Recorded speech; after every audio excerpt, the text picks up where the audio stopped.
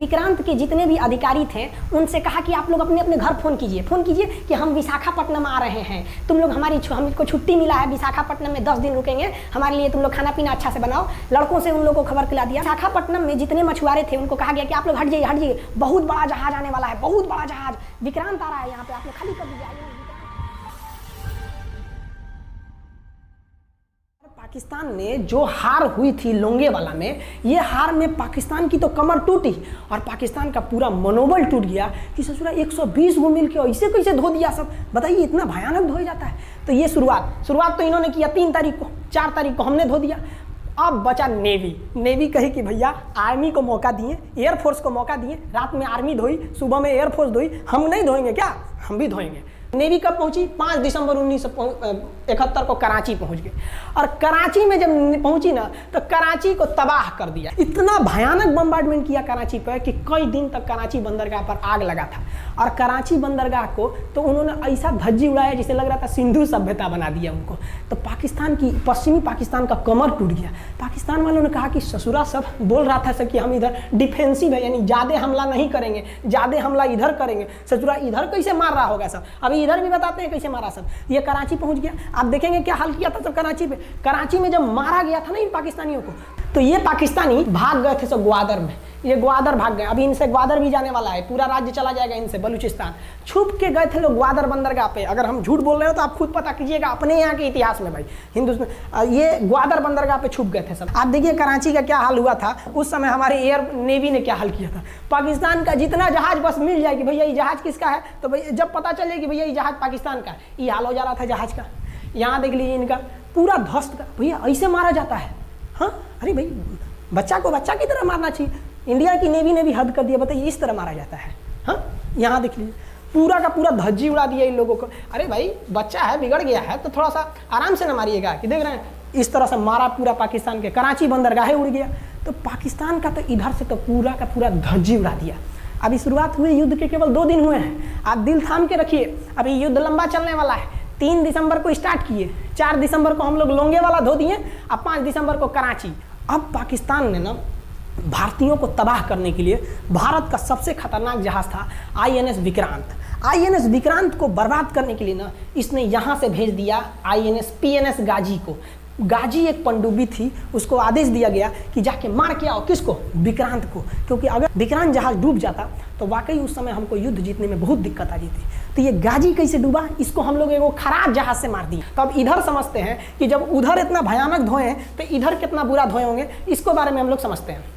भारतीय सेना अब पूरब की ओर क्या क्या काम की, इसको ध्यान से समझिए। ये मुक्ति वाहिनी जो थी बांग्लादेश की, वो अंदर ही पाकिस्तानी फौजियों को मार रही थी गली कुची में दौड़ा के, क्योंकि इन पाकिस्तानी फौजियों ने वहां पर रेप किया, मर्डर किया और इनका साथ दे रही थी इधर से हमारी इंडियन आर्मी और ऊपर से हमारा एयरफोर्स। ये तबाह कर दिए थे, इनको भागने के लिए भी जगह नहीं था। और इसी में इनका सबसे बड़ा सरदर्द बन गया था इंडियन नेवी, क्योंकि इनको जो मदद थी, देखिए ये पूर्वी पाकिस्तान है, इनको मदद जब भी मिलेगी तो इधर से ही मिलेगा। अब बताइए यहाँ से तो कोई जाएगा नहीं, बेवकूफ़ भी नहीं होगा जो इधर से मदद करने जाएगा। रास्ते में ही एयरफोर्स मार के गिरा देती थी, ट्रक वगैरह जाएगा नहीं। तो नेवी से ये इन लोग मदद देते थे। भैया यहाँ पे जो इनके फौजी लड़ रहे थे उनको खाना पीना भी खत्म हो गया था। अब इनको बर्बाद कर दिया भारत। INS विक्रांत उस समय का बहुत बड़ा जहाज था इस साउथ एशिया के देशों का, और यहाँ से उस इतना बड़ा जहाज था कि उसके ऊपर से लड़ाकू जहाजें उड़ती थी।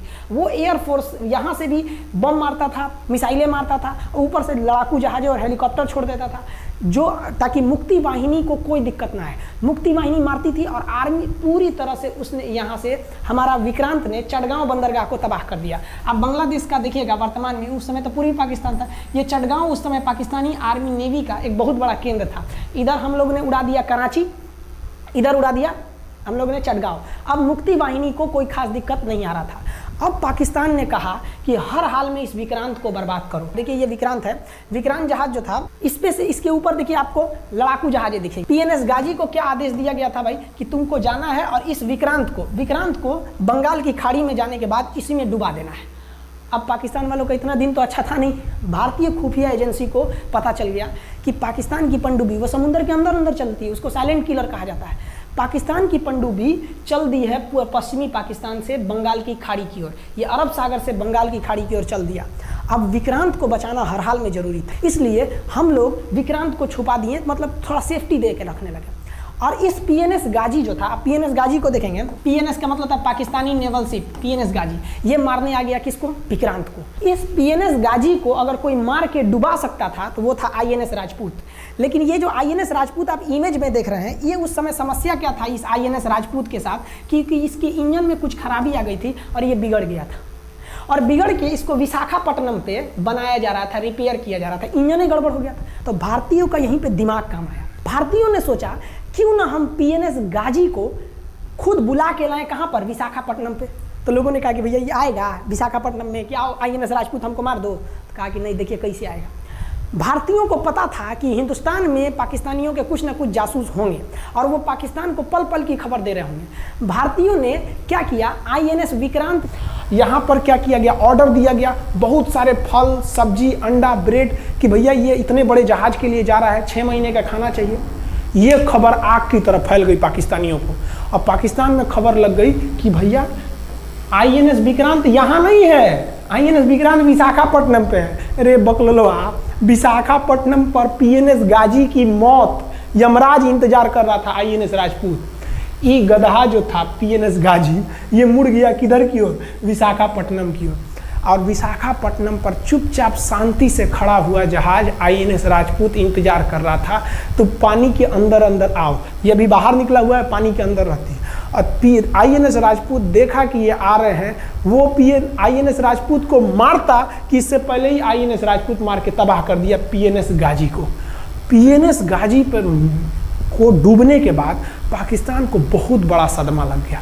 पाकिस्तान को यह एहसास हो गया कि अब हम कभी नहीं जीत सकते हैं, क्योंकि ये पीएनएस गाजी अमेरिका से खरीदा हुआ एक बहुत ही शक्तिशाली पनडुब्बी थी जिसे कोई डुबा नहीं सकता था, और हम लोगों ने उसको इस जहाज से डुबाया जो जहाज खराब हो चुका था, जिसका इंजन खराब था। भारतीय सेना का मोराल पूरे 7वें आसमान पर था और पाकिस्तानी दिन पर दिन बर्बाद हो रहे थे। अब पाकिस्तानियों को लगा अब क्या करेंगे, तो पाकिस्तानियों ने अमेरिका में फ़ोन किया, भैया आप कुछ कीजिए।